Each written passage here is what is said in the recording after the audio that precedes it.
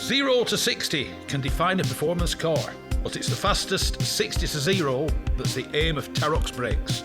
From road cars to race cars, circuits, special stages, or the autostrada, nothing reduces speed like Tarok's brakes. Italy gave the world the art of Da Vinci and Michelangelo. Tarok's has given drivers the art of stopping. For more information and to acquire your own masterpiece, visit tarox.co.uk.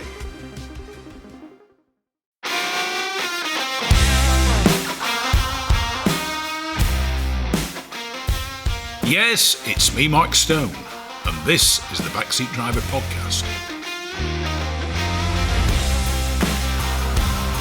It's the fastest, it's the friendliest, and it's for all the family. The Gas Shocks 116 Trophy and 120 Coupe Cup are the fastest growing race series in the UK, taking in 6 one-hour races and 8 sprints at all the top circuits. Visit 116trophy.com to find out more and get yourself behind the wheel.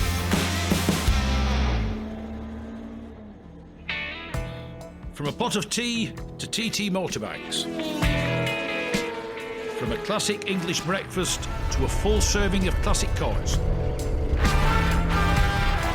Bridge House Tea Rooms is the Northwest premier classic car meeting location for cars, bikes, tractors and owners clubs. So no matter what your automotive appetite might be, visit Bridge House Farm Tea Rooms on their Facebook page or call John and Alicia on 07980 444 221 for show details and to reserve your own table and parking space. I'd like to introduce to the Backseat Radio Show one of motorsport's characters, the one, the only, Andy Larton of LED Motorsport, a company that's had a reputation for a long time. Andy, welcome to the Backseat Driver. Thank you for having me, Mark. Tell me the story of LED. Oh, it started by my father, 1976, I think it was. Yep. He left the local roots dealer, started up on his own, messing with Hillman imps, and he got into sprinting, hill climbing, and things went from there. He got more. Because he was quite famous at Barnum, wasn't Yes, yeah, that's right. He got more into the motorsport side of it than the service and repair side of it. I went from there, and then Talbot brought the little Talbot Samba out. Yep. And that obviously became quite a big little car. Yeah. And very competitive car. Yeah, so we ended up building a lot of road rally cars, got quite big into the road rallying scene in the sort of late 80s. Yeah. Was that through like his roots background? Because yeah, I think so, technically, Talbot had been part of roots. Yeah, it was sort of roots turned into Chrysler, and then it Peugeot turned into part into everything else. And I think the Samba was a bit of a stopgap between the 104 and the 205. Yeah. So the factory ran, they built a couple of cars. I've got one of them here. Yeah. Ian Hughes ran it. It's actually now as a 1440 spec. Yeah. The way it last ran in 1984 project to get on with at some point. That's another one.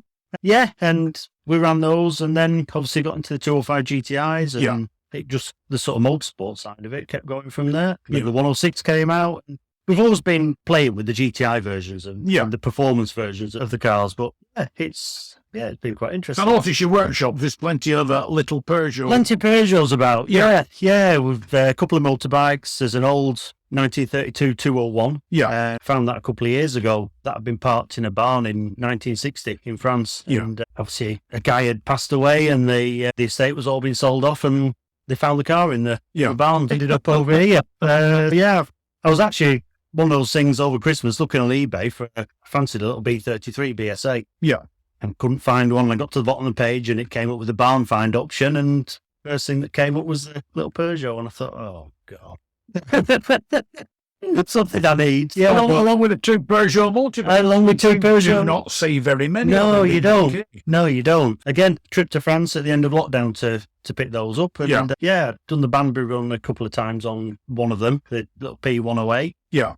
Done the clutch at the minute, so another project. There's a theme here. It seems to be a constant theme with people who love old cars and old bikes. They have them, and they're all at various stages. You seem to sort of not running. Yeah, you get halfway through a project, and then something else crops up, and it puts the other one on hold, and you get an Austin 7 in the workshop I'm just trying to build as a trials car. So that's because you were saying you went to watch the VSCC Lakeland trial. Yeah. And the end result is you bought an Austin 7 to go and do the Lakeland Triangle. That's the one. Yeah. Every year we go, myself and my father, a couple of friends, usually go up to the Hollister, to the Drum Road, and watch the Lakeland Vintage Sports Car Club's Lakeland Trial. Yeah. And it's just an incredible event. Just best day out. If you're into motorsport and you want something a bit different, it's without doubt. The scenery is beautiful. The cars are amazing. Because I must confess, I've been a few times, and you get up Drumhouse, and it's the Slate Quarry Road. That's right. And it won't be the first time it's been raining and misty. It won't be the first time. It's been sunny, snowy, windy, rainy. Within a couple of hours. It's a bleak spot at that time of year, but it's just brilliant. Get wrapped up and get up there. So, with LED, how did it progress? Well, my dad packed in. He got to an age where he didn't want to do much anymore and carried on, took it on and set myself up on my own and started that way. So what do you do now? Because it's LED Motorsport. But I notice you get front term or three cars in as well. We get a lot of all sorts in now. I think we used to do a lot more engine work, but then with COVID happening, the club motorsport went quiet. Yeah. And you just have to diversify a bit and get into other things. And we started doing a bit of service and repair work. And I usually get the jobs that no one else wants to do. The awkward jobs. And we do a lot of remapping and just anything, really. Yeah. Yeah, just general maintenance. But we like to repair stuff. We don't like just fitting parts. You're always trying to repair things. Do the proper traditional sort of mechanicking. Because one thing we were talking about before we went on air was modding cars. And the fact that most modding cars, people in 15, 20 years' time won't be restoring them because you can't restore them. You can't, no. And they've not got the character, have they? No. You jump into a new car now and it's got an iPad dashboard and, I don't know, you like a nice little Smith's Speedo and rev counter, don't you? How do you find, especially like some of the old Talbots, the rally car, how do you find repairing them is? Because a lot of the parts, some parts will be available. Yeah. Maybe not from the manufacturer, but from independent specialists. Some parts you'll have to make. Yeah, but it's so much easier now to get things made than it was when the cars were current 40 years ago. With the Samba, you had to buy everything from Talbot to the competition department, where now it's so much easier to get little one-off parts made. So many places locally have CNC machines and you can just get something drawn up and it's there. It's produced for you and without spending a fortune. Yeah. So it is actually, if you know what you're working to, you've got the original part, it's quite easy to get stuff made now. Right. Certain things can be awkward. A friend put a Samba together a couple of years ago and sorting out the discs and getting the back brake sorted was difficult because you couldn't get an original drum to machine down. Yeah. But there's ways around most things. Do you find boys of other cars fit? Do you look at that and think that's the same as they used on them? They did on the Samba. Yeah. They just drew a load of bits. I think the competition engine mounters were off a Sunbeam axle mounts. Little bits like that. They just went to the parts bin and see what they could find. Yeah. Say, newer stuff. Oh no, it's all specialist stuff now, isn't it? And I try and avoid anything. Like the Talbots and the Peugeot, how popular are they? It's like we were saying the 205s as well, because people come and drive a 205 that's been restored for one term, get it and drive it, and discover they don't like it. Yeah, this is it. I guess cars are so easy to drive now, aren't they? Yeah. When you have to put a bit of effort in, you've got to be an enthusiast to want to do it. But yeah. What's your involvement in motors? Because this garage, ultimately, though you said you all sorts of cars in for bits and pieces, this garage's workshop is devoted to motors. It is, yeah. I started off in, it'd be 1990, 91 with Formula Ford. Oh, yeah. And I did the Champions of Alton for 3 or 4 years. And because I was going to be a Formula 1 driver. Weren't we all? But, I was just lacking a little bit of talent for that. It's money. The fact that you don't do it tends to be down to two main things. Distinct lack of cash, which is still the case for most people today, and a very distinct lack of talent. You're not as quick as you thought you were, and you're certainly not as quick as the other guy. I think I was as quick as I thought I was. I just wasn't quick enough. Well, I loved it. I made some real good friends doing it, and I just realised I wasn't going to. I was putting everything I was earning into doing it, and I just thought, it's not going to work. I can't afford to do it. I couldn't afford to do it properly. I couldn't afford to go testing. I couldn't afford new tyres, and gave up on it. And probably should have tried a bit harder, really, looking back. There is the old saying, you're as fast as you water. Yeah, there's a bit of that, I think. Yeah, I should have tried a bit harder. So I had a couple of years of not doing anything. Then I got into bikes a bit more, and I started doing hill climbing and sprinting on bikes. Yeah. And that then led on to doing a bit of supermoto. Yeah. So I did 5 or 6 years of supermoto. And then I started working for myself, so thought there's more chance of having an accident on a bike in a supermoto meeting than there is in a car. So I got into the sprinting hill climbing then in the Peugeot 106. Developed that over a couple of years and then started using it. I think I got out for the last 2 meetings of the 2012 championship. Yeah. Won the class on both. It was a 2-day event, won the class on both days, and then set 2 in 2013 and pretty much won everything. Yeah. So we had a good few years with it. I think 13, we did the Longton and District Championship and the Liverpool Motor Club Championship. Yeah. I think I won both of them. I won the Longton Championship. I think I won the Liverpool Championship the same year. 2014, we were second in Longton, and I think second in Liverpool. 2015, I absolutely destroyed it at Barben. Had a big off there. One or two people have mentioned this. Yeah, it does. I do keep getting reminded about it. Yeah, no, in fact, a past guest, John Wright from the old British House team, said, "You must ask." Well, it was going well up until... What car were you in? I was in the 106. Oh, the 106. Yeah, it's been reshelled. Yeah. Yeah, just trying to... It was one of those days where I'd won the class. I've got a new class record, but I've done a 28.15. Yeah. And I needed to get into the 27s. Yeah.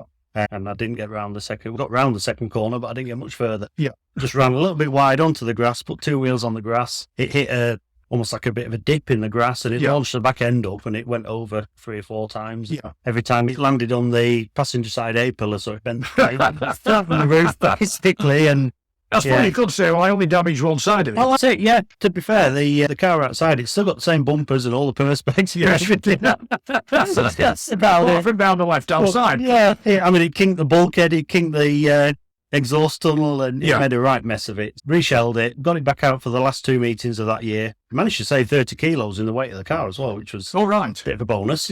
And then, so when you were putting it back together, you kept looking, thinking, I don't think we need that. The angle grinder was busy. Yeah, I don't think we need that bit. Went through a lot of cuts. Yeah, made it even better. But what's the appeal of hill climbing? The reason I ask is hill climbing is the oldest form of motorsport. Yeah, and so many people think it's a lot of sitting around. But to me, it's the whole, you've got to get everything right. Yeah. If you fluffy start, you might as well turn around and go back, because you've just got to be absolutely inch perfect all the way up. Because a lot of the hill climb courses, Boyman and Harewood and everything else, they've for want of a better term, okay, Harewood, you drive through a farm all the way up. They're like a driveway, aren't they? Yeah, they're like big old houses, driveways, and it's a peculiar thing. The original ones were on public roads because the interesting thing was they were the big saloon cars of their day, Vauxhalls, Bentleys. And by the way, the Vauxhall was considered a more sporting car than the Bentley back then. Yeah. And they had to carry a full consignment of passengers and everything else. Yeah, yeah. It really is an unusual sport because it's progressed from that all the way up to some people use older Formula 1 cars now. Yeah, the Golds, I think they're based on something like a Formula 3 carbon tub. Well, they used to be. I think they probably make their own tubs now. But they're absolute animals, aren't they? They're a beast of a thing with the V8s, with the Nicholson McLaren. Yeah.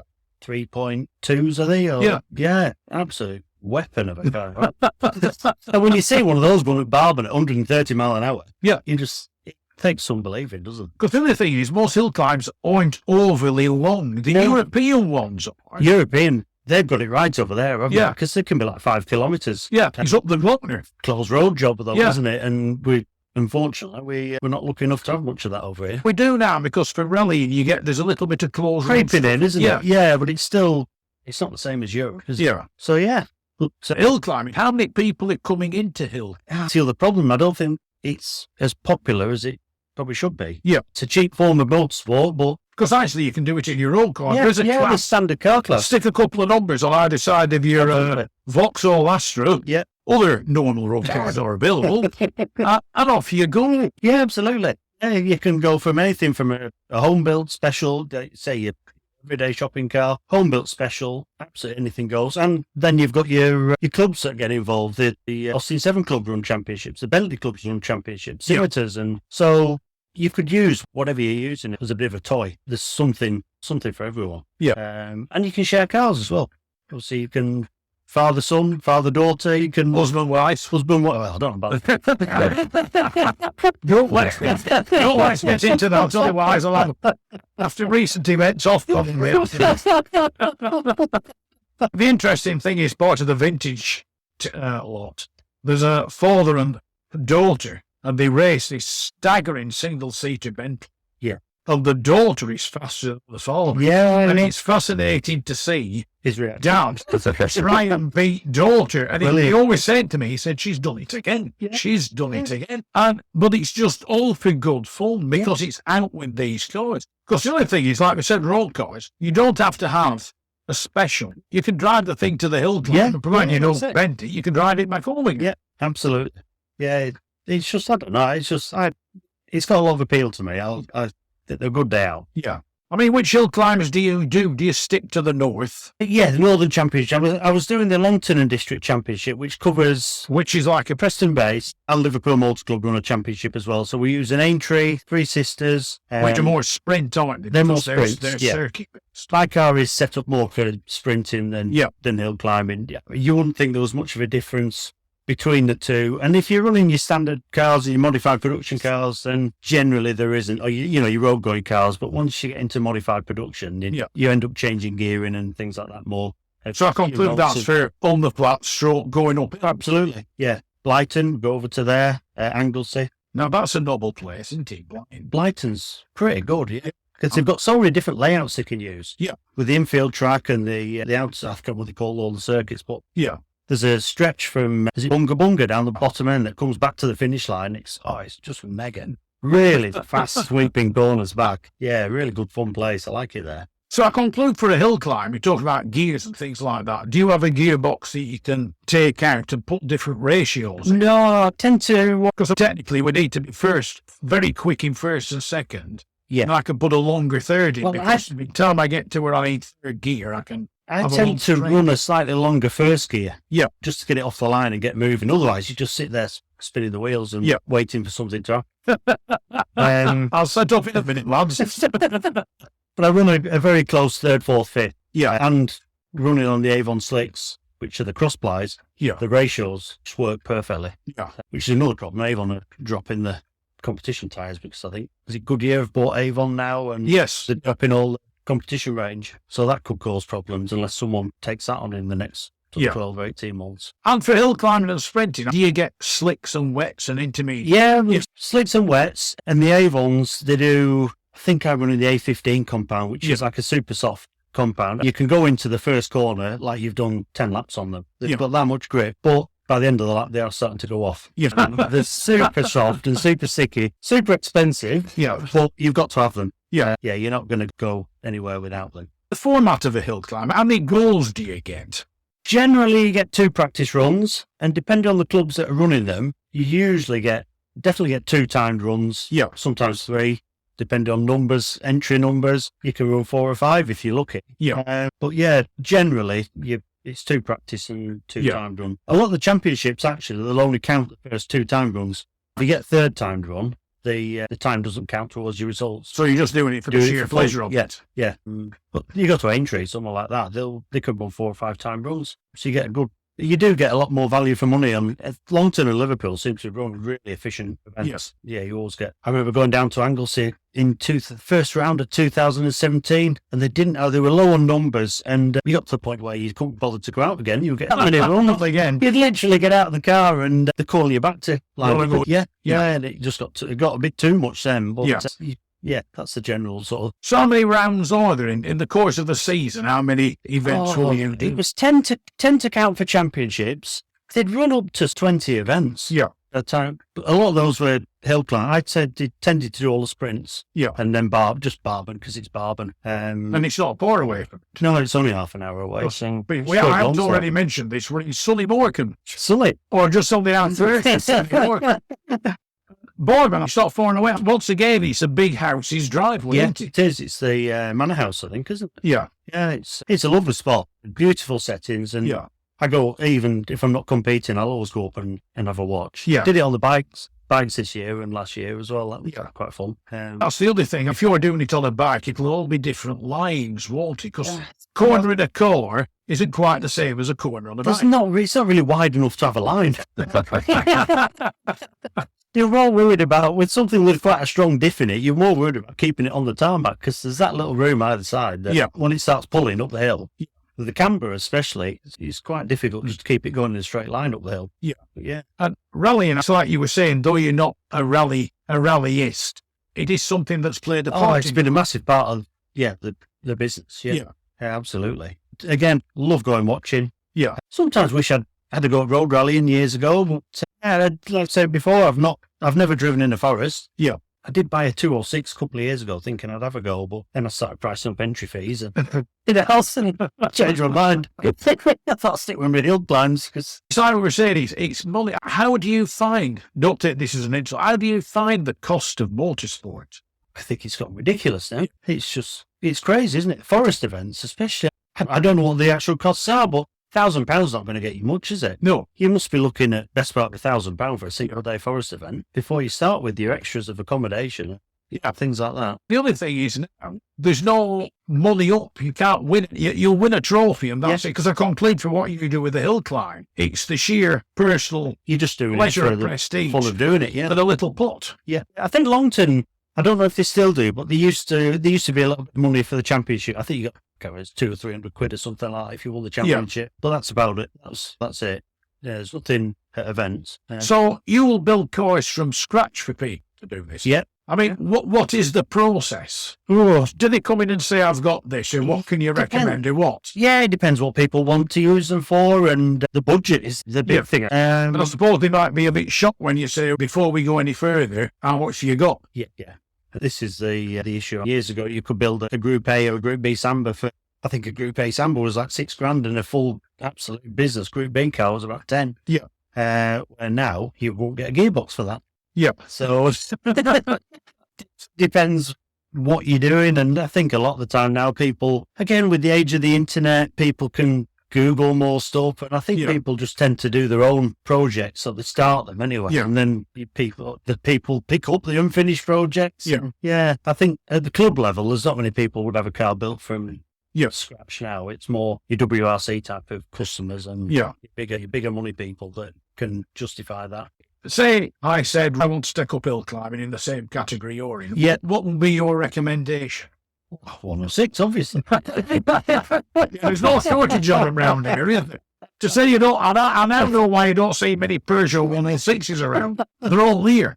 It depends what you want to do, isn't it? Like you say, your standard car class is a brilliant way of setting off and seeing if it's your cup of tea. And yes, road going is your next step, because then you can tune it within reason. Yeah. It's still up to be MOT, taxed, insured. Road going, does it have to have a cage or harnesses? You don't have to have a cage, no. But I'm not sure about seatbelts or anything. I don't even know if you have to have a full harness or not. Yeah. Once you get into modified production, they do recommend you take shopping out at Backseat. I would definitely take the shopping out. Yes. Probably take the radio off as well. I believe kids don't like, don't take them.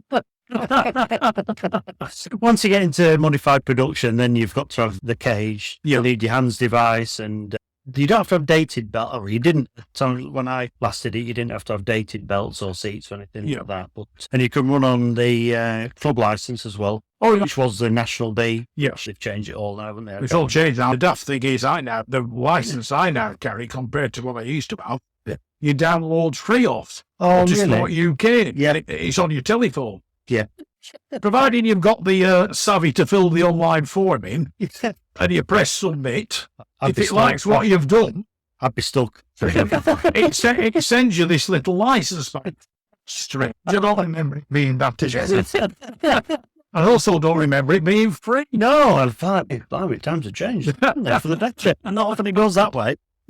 So I conclude a well-sorted hill climb car, in a way, is related to a proper rally car, because from the sounds of it, you'll see them, I conclude, everything else. This isn't your average normal road-going car, if you want to get a bit serious. Your modified production car, based more on your race car, is your circuit type of car. Yeah. There is, I think Liverpool Motor Club do rally car classes as well. But again, I think you've got to have seats and everything to be in date, and it's got to be to a rally current rally standard. Yeah. But no, your modified production car is based more on a race car. But again, the beauty of hill climbing, you can build anything pretty much.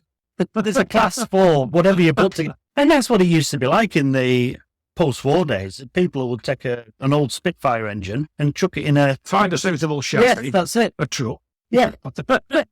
Yeah, find the biggest chassis they could and put a Merlin engine in it, and away they go. Put 2 wheels on each corner on the back. And So, I mean, there were cars like the famous Nat. Yeah. That they were peculiar. Even made them this. I've been to certain events like this. Austin 7 that you're building. Yeah. The front was relatively conventional. Yeah. From the bulkhead back, it was cardboard. Yeah, and it qualified for a particular category. Yeah, probably a period modification. And yeah, the Austin 7s, there seems to be everything. We were down at Goodwood last year, and it was the 100th anniversary, and they had a massive Austin 7 celebration down there. All the oldies driving around. There was a straw car. Austin 7 straw car down there, and it was amazing. Pretty much. The only one you've ever harvested. Sure. You think of doing something weird with a car, and someone will have done it with an Austin 7. Yeah. The only thing about an Austin 7, I mean, I can understand why the Owners Club and the Vintage Sports Car Club don't like somebody who takes a nice Austin 7, rips the body off and does something else. Yeah. What you can buy, I mean, there's chassis out there, there's axles, I mean, there's everything you need to buy. Yeah. In component form. Yeah, the one I picked up earlier this year, it was a 1935 open tourer, but there's nothing of the body to be able to do anything with. It's absolutely what there is paper thin. Yeah. Say the rest of it's just gone. So there's no way you could even start to restore the bodywork. But the chassis, because a lot of them were fabric as well. Yeah, they were. So that's right. They didn't rust away. They like rot away, don't? Yeah, that's it. Yeah, I mean, people have written books on how to do it. Yeah. I mean, are you doing anything to the engine? Because the daft thing is, these tiny little engines, they get mega power out of them. Staggering power. They put a fancy cam in it. Yeah. A little bits and pieces. And this tiny little thing that used to develop about 20 brake horsepower. If it was 9, not 10. It'd do 30 mile an hour downhill with a favourable wind. Capable of daft speeds. I was talking to a guy at Mallory Park at the last round of the Vintage Sports Car Club meeting, and he had a little supercharged single-seater. Yeah. And I think he said that was somewhere around about 90 horsepower. I started off with 10. And it was a rapid little thing. Offset engine. The engine, when you look at it, the engine's almost in at 45 degrees. Yeah.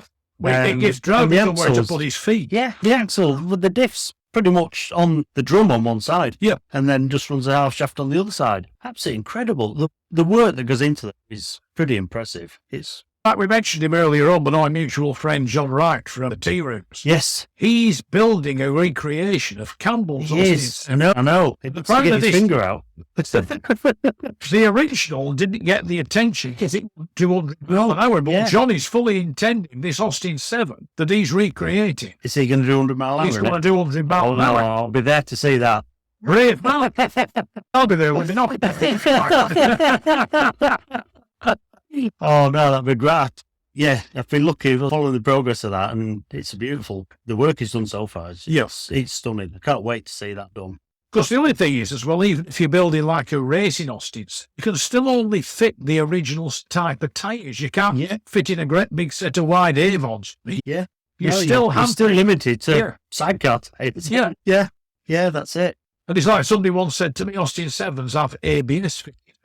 Anything but stopping. Because when I've driven them, it's brake pedal to floor, first gear, slam it in first, brake pedal to floor, and brake on. And use the hedge. Drivers go and put your right heel on surface, and it might come to a halt. Yeah, I'll have a think, won't it? Yeah. The one I'm building, it's on cable brakes now, so I'm leaving all the cable brakes on it. I've done cut the seats for the big valve. You can only put big inlet valves in them. Yeah. So I've cut the seats in the block to put the big inlet valves in. I'm going to put a Phoenix crank in it. Yeah, they're the favourite. Yeah, I mean, they're a must-have, aren't they? Yeah. I'm not sure on things like rods and obviously pistons yet, what to use. Yeah. I'm just making it up as I go along. But everything I've stripped so far has been absolutely mint. I took the gearbox apart last week. Yeah. And it's perfect. Synchros are good. It's a deluxe model with the 4-speed, 3 synchro box. Oh my. Really? Yeah. They tended to be synchro 3-4. They did. 1, 2 were a bit crashed. I think up to 34 they were synchro 3-4. Yeah. my information's right. And then they went 4-speed 3 synchro from then on. So, and is yours a 4? It's a 4-speed. Has it got brakes on each wheel? It has. I made a lot of damage on the back, which made life even more entertaining. That's the thing. When you go up to the vintage trial at the Drum Road, all the GNs with the back, just rear wheel braking, they have to tie a Land Rover to the back of them to go run away downhill. Yeah, you wouldn't fancy going straight on at the first hairpin on there, would you? No. But I mean, there is, like we talk about modern cars and old cars, they're involving. You've got to drive these tiny little cars. You've still got. I drove one that belonged to a friend of mine in Wales. Yeah. And we went up one hill, and I'm in first gear, tacky, which is going up diagonally, because it won't go up in a straight line. You quite often had to go up in reverse, didn't you? Because the ratio the reverse it up. Yeah. No, but it's just, I don't know, the old stuff's nice, isn't it? Yeah. It's got character. One thing I would say is, I know everybody knows about Goodwood and Silverstone and all the rest of it. This part of the world, the northwest, the northeast, it's a big movement, is the old cars. Yeah. And we're in a brilliant location, aren't we, for doing anything like that? Because you've got the Lake District, you've got the Dales. Yeah. So many places to have good runs out in old cars, and just need a few more events, like Goodwood type of events up here. I mean, there is one to Boatlift. There's the Yorkshire Elegance. Yes, that's right. They're all for polished cars. Yeah, we don't like polished cars. Right. Somebody said to me, when did you last wash your car? I said, when did it last rain? There's something about an oily rag old, like we were saying earlier, the Bugattis and things like that people have just left, and they race them and they use. I don't know. It's just, So where does LED Motorsport go from here? Oh, I don't know. I don't. Just carry on as if. I just keep plodding on. I turn up and people keep ringing me and wanting things fixing. I'd like to do more with older stuff. Yeah. I've got hankering for an Edwardian chain-driven car for myself, so I might have a bit of a clear out and look for something like that. I don't know. Yeah, I just like working on older cars. And we get a lot of cars in on the rolling road with carburation problems, because people don't really get involved with that side of things now. Your local garages or whatever, they don't really seem too interested. If you can't plug a laptop in, they don't know what to do. Yeah, it seems to be going that way a bit, doesn't it? So we do a lot of work on older stuff, carburation-wise and ignition-wise on the rolling road. Yeah, I think that's the future, isn't it? Old's the new. Old. Andy Larton, one of motorsports and more things, great characters. Thank you very much for joining me on the Backseat Driver. It's been a pleasure. Thank you very much.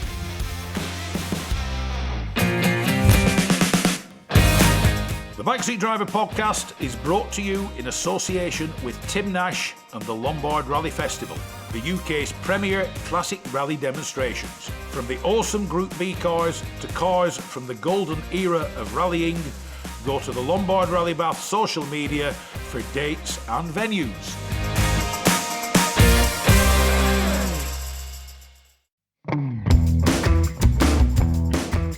Rarely beaten on price, never beaten on service. Whether it's cars, bikes or commercials, Hodder Tyres are the best in the business. And when it comes to tyre expertise and advice to supplying the correct tyres for your vehicle's specific requirements, nobody comes close to David Lakin and the Hodder Tyres team.